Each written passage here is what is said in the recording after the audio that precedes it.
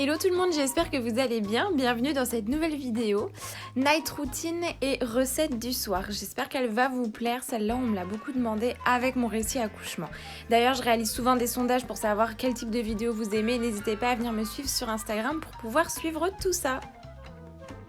Pour commencer, en fin de journée, j'aime bien faire une petite balade avec Angelina, ça la crève un petit peu et après je file me mettre en jogging. Cette vidéo a été réalisée en plusieurs fois car j'ai eu un petit souci de téléphone et du coup j'ai dû filmer en 2 soirs. En fin d'après-midi, je commence à préparer quelques petites compotes maison pour Angelina. Elle a commencé la banane et là, c'est la première fois qu'elle va goûter la pomme. D'ailleurs, je peux vous dire qu'actuellement, elle adore la pomme. Donc, je prépare en avance mes petits cubes. Comme ça, j'aurai plus qu'à les décongeler pour pouvoir lui sortir directement. Pour la vidéo, j'ai sorti 4 pommes. Au final, je n'en ai utilisé que 2. Ça me remplit mon panier vapeur et la moitié de mon bac à glaçons.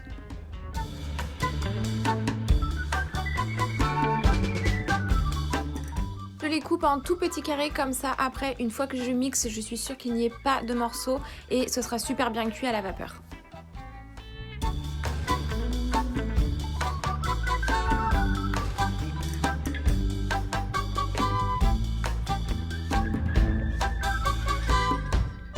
Comme vous pouvez le voir, 2 pommes, ça remplit largement le petit panier vapeur. Je mets tout ça dans le baby cook de chez B.A.B.A. et ça part en cuisson vapeur. En attendant, je sors un petit pot du congélateur pour Angelina ce soir. D'ailleurs, ma vidéo sur la diversification alimentaire, c'est la précédente. Si vous voulez d'autres astuces ou voir ce que j'utilise ou comment je fais, je vous invite à retourner en arrière et à voir la vidéo précédente.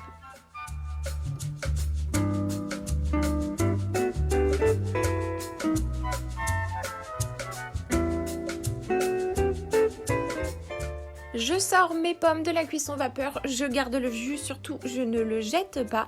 Après, je mets tout à mixer.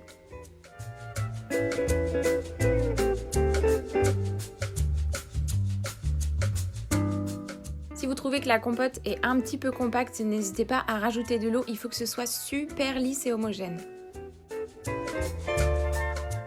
Ensuite, je sors mon bac à glaçons et je vais faire mes petits cubes de compote.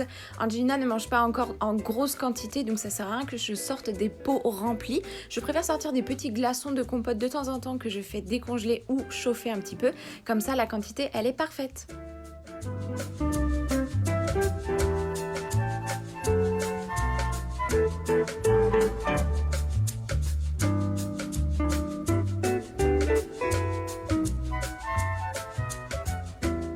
Une fois ma préparation terminée, je range et je passe à la vaisselle.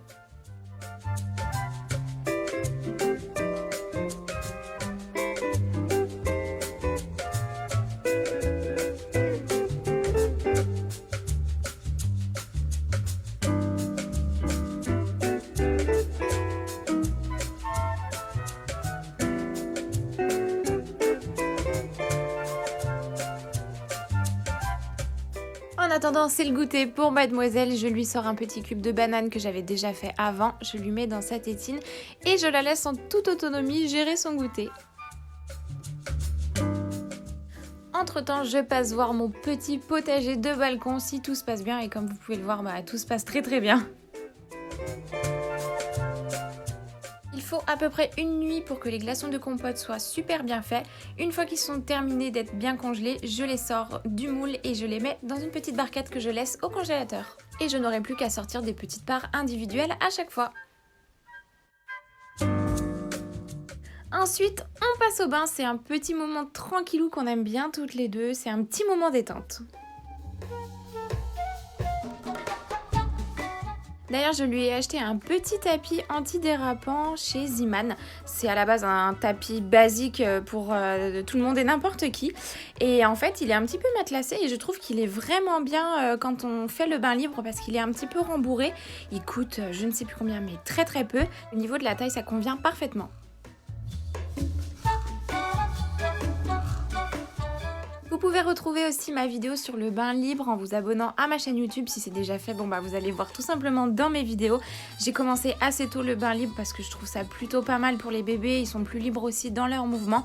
Après, chacune fait comme il veut. Mais moi, perso, j'adore et je sais qu'Angelina, elle a tout de suite adhéré à ce concept.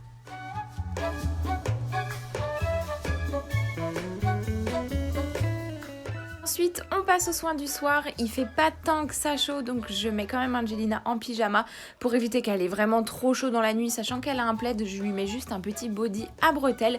Mais par contre, je lui mets un pyjama manche longue.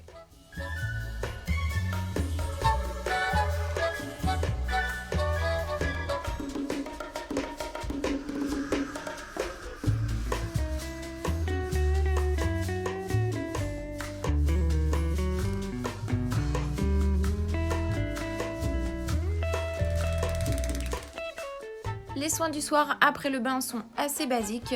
Je lui mets une petite crème de change, je lui mets sa couche, un body, pyjama. Je lui brosse ses cheveux bien évidemment, elle a une touffe énorme. Et ensuite je lui mets un petit coup de lait de toilette juste sur le visage. Je ne lui mets pas de crème sur le corps. Elle a la peau qui est normale, je préfère pas la bourrer de crème maintenant.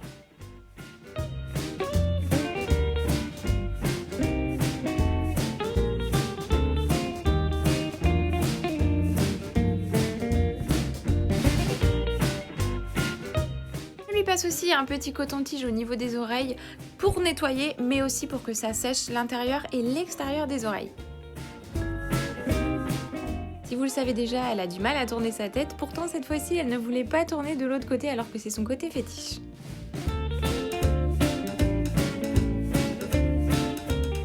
Une fois tous les soins terminés, je passe au changement de poubelle à couche.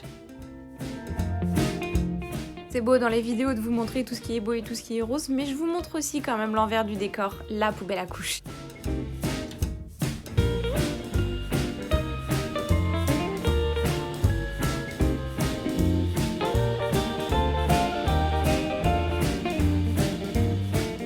Je laisse Angelina jouer une petite demi-heure, mais souvent après le bain, elle commence à avoir faim, donc je passe directement au pot. En ce moment, c'est soit carotte ou soit patate douce. Elle n'a pas essayé encore d'autres aliments car j'en avais préparé en avance et qu'il m'en restait. Je pense que plus tard, je vais essayer la pomme de terre. Dites-moi en commentaire quels légumes vous avez utilisé vous après la carotte. Souvent, on commence par la carotte, mais dites-moi quels autres légumes vous avez testé avec vos bébés et si vos bébés préfèrent certains légumes. Moi, je sais qu'Angelina, elle a une préférence pour la patate douce plutôt que la carotte.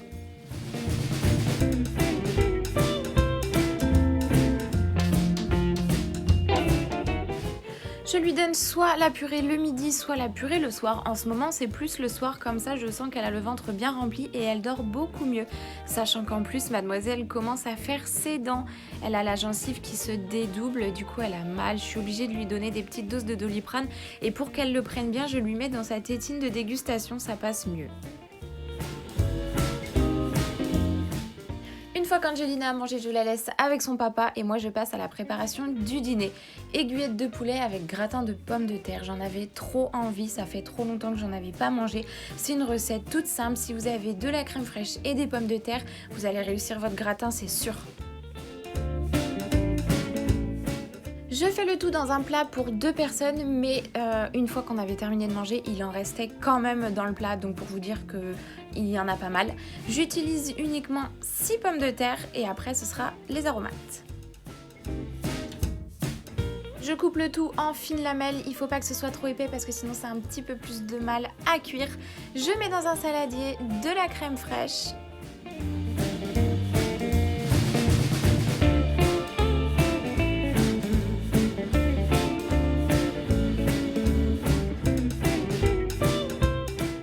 Je rajoute ensuite un peu de sel, un peu de poivre, un peu de muscade et de l'ail en poudre.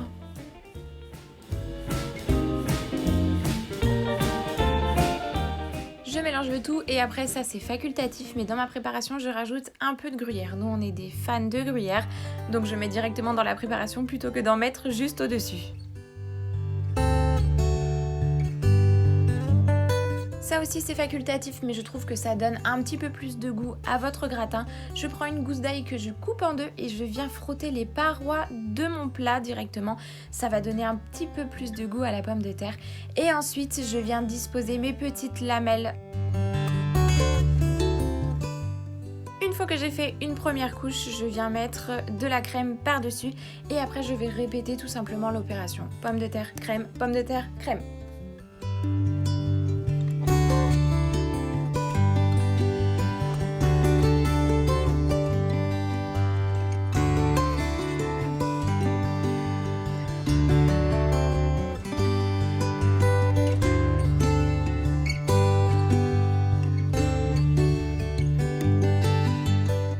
autre côté, j'allume mon four que je vais faire préchauffer à 200 degrés.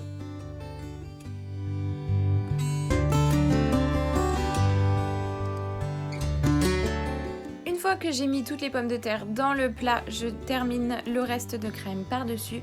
Je rajoute du gruyère et je vais rajouter 3 fines petites tranches de beurre.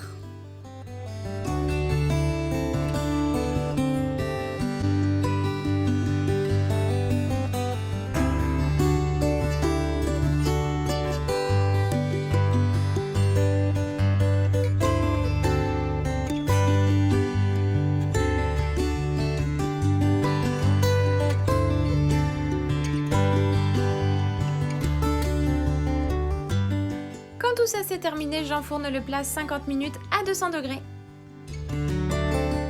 Entre-temps, Angelina s'est endormie dans les bras de son papa. Je la dépose tout délicatement dans son lit. Je la couvre avec le plaid que je coince entre les barreaux et le matelas parce que j'ai toujours peur qu'elle se le mette sur la tête. J'allume la caméra, je ferme le volet et je la laisse dormir jusqu'à demain matin. Je termine quand même de préparer mon dîner. Je vais faire revenir quelques oignons avec un filet d'huile d'olive et de l'eau. Il faut savoir que quand on met de l'eau à cuire dans les oignons, ils sont plus digestes, ils sont mieux cuits. Ça les ramollit vachement, moi je trouve que c'est meilleur. Après, chacun a sa technique. Ensuite, je vais passer à la marinade pour mes petits poulets. Je mets de l'huile d'olive, du paprika, des épices à poulet que j'ai acheté d'ailleurs à Action. C'est très salé, il y a beaucoup de sel dedans, donc je ne rajoute absolument pas de sel dans ma préparation. Et cette préparation-là d'ailleurs est super bonne, même pour les barbecues.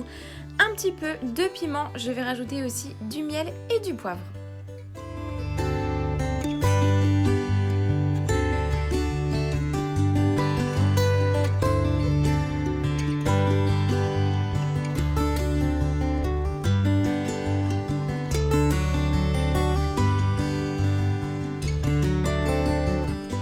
Je ne sais pas ce que vous en pensez d'ailleurs, mais moi perso, la viande blanche sans une marinade ou sans quelques épices, je trouve ça trop sec. Dites-moi en commentaire si vous aimeriez que je vous fasse une vidéo par exemple avec plein de recettes ou une journée ou une semaine dans mon assiette. J'aime beaucoup cuisiner, Kevin il cuisine énormément aussi avec moi. C'est vrai que ça pourrait vous donner des idées. N'hésitez pas à me le dire directement en commentaire si ça vous intéresse.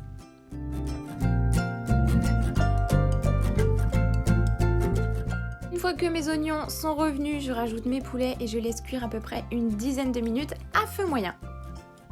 Le gratin est terminé, je vais pouvoir dresser la table. En dessert, chez nous, ce sera de la pastèque. Cette fois-ci, on se fait une petite soirée devant la télé sur le canapé. D'habitude, on mange à table, mais bon, ce soir, c'est chill. J'espère que cette vidéo vous a plu. N'hésitez pas à me dire en commentaire ce que vous en avez pensé et on se dit à très vite.